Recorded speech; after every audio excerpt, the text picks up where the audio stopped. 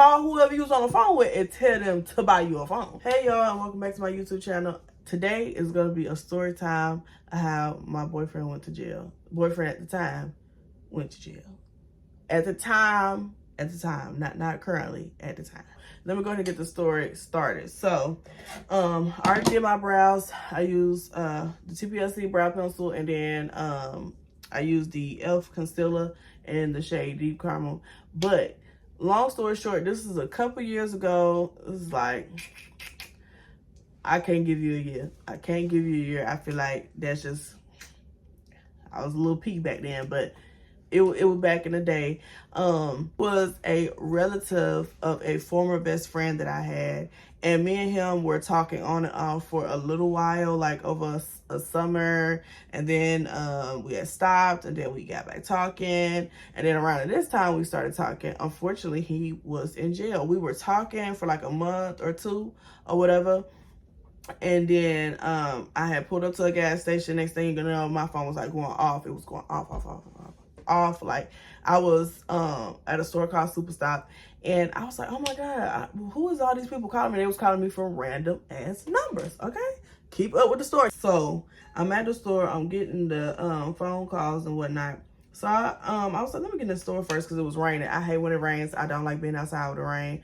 I like when it rains and I'm in the house, not when I'm getting rained on. My glasses be getting rained on, all of that.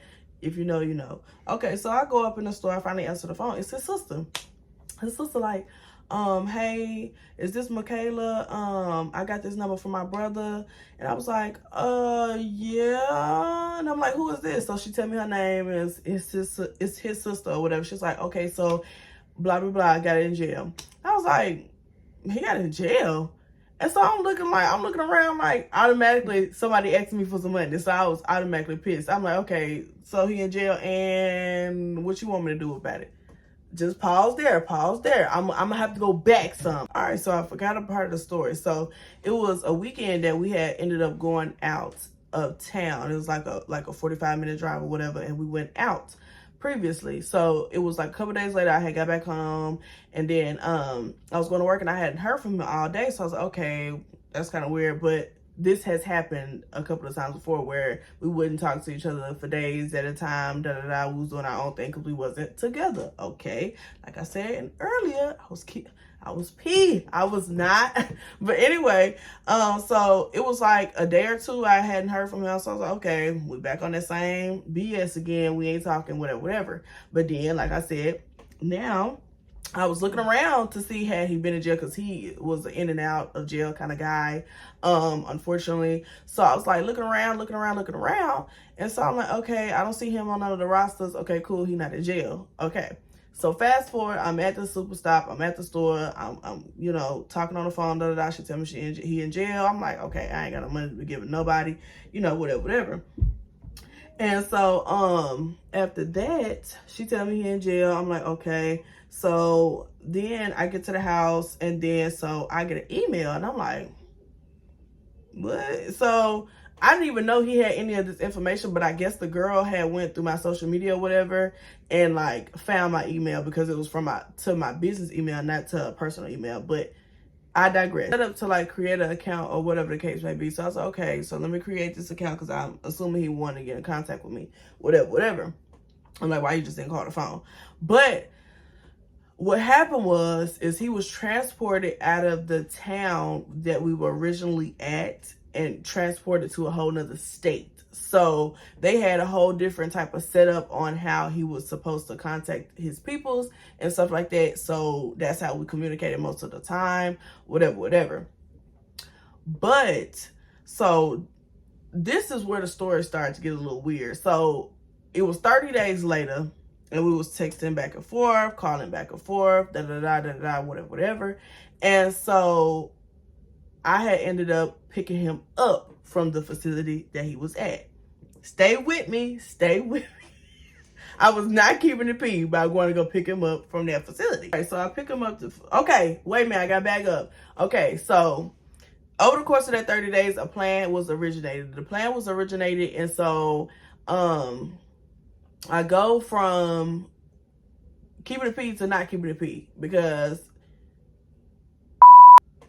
I ain't gonna say I was in love with him, but we had history. So I felt like I was obligated to do these things at this time. I was real cool with him. Ace Boon Coons, mind you, this was my best friend's relative. So he was around in the vicinity and like everybody was talking about him. Everybody was coming to me about the situation, blah, blah, blah.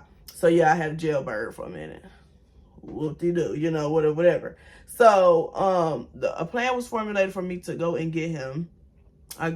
Now it's two parts to this, so stay with me. It's two parts to this. So the first time he got out, he had to go to another facility for another 30 days before he could complete this program that they had him on in order for him to get out of jail early. So when that happened, I picked him up the first time with his mother.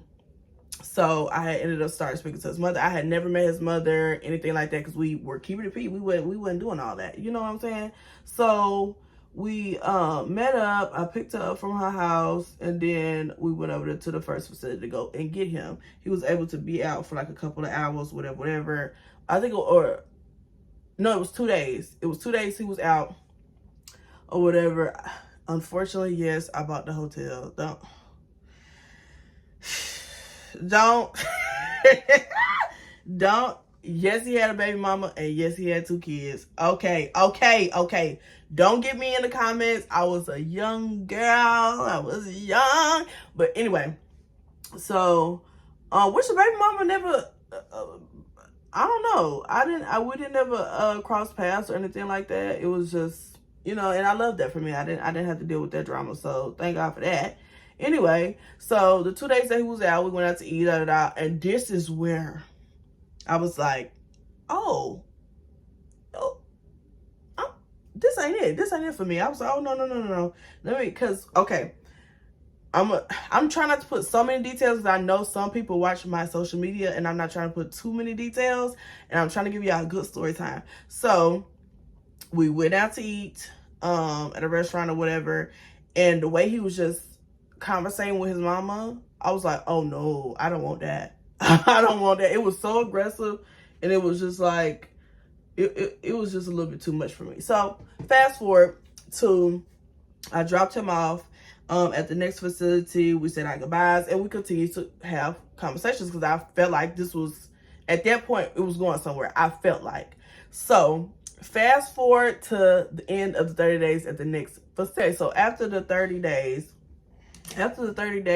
was up, I left. I didn't take off work, y'all. I didn't miss no job. I didn't miss no money. I promise you, I did not miss no money doing this. So I went down there, picked up his mom again. We went out down there to go pick him up from the facility. This is when he started getting acting weird. Now, mind you, we was talking every day. I got a phone call in the morning for work. I got a phone call at night before he went to bed in this facility. I didn't think nothing of it, okay?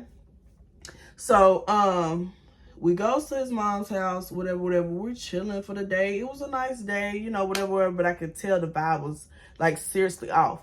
So I'm like, okay. So she had a basement or whatever. So he went down there to the basement with his phone, with her phone or whatever the case may be. So he goes down there to the basement.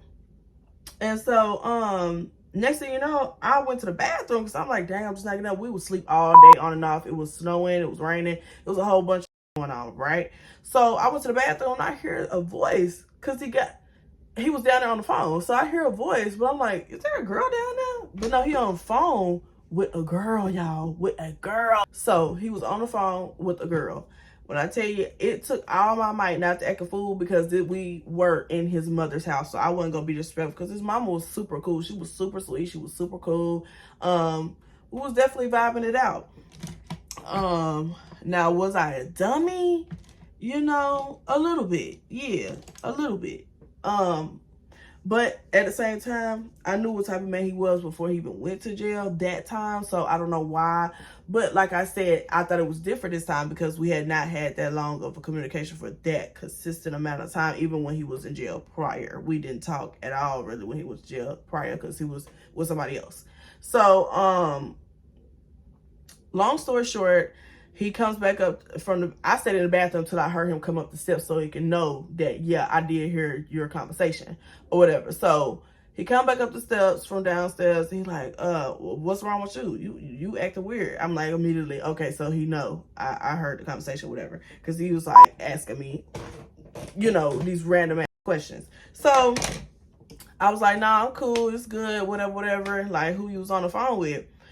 I was on the phone with old girl tripping out, asking me where I'm at, this and the third. Folks ain't called and checked on me since I've been in jail, all this, blah, blah, blah, blah, blah, blah.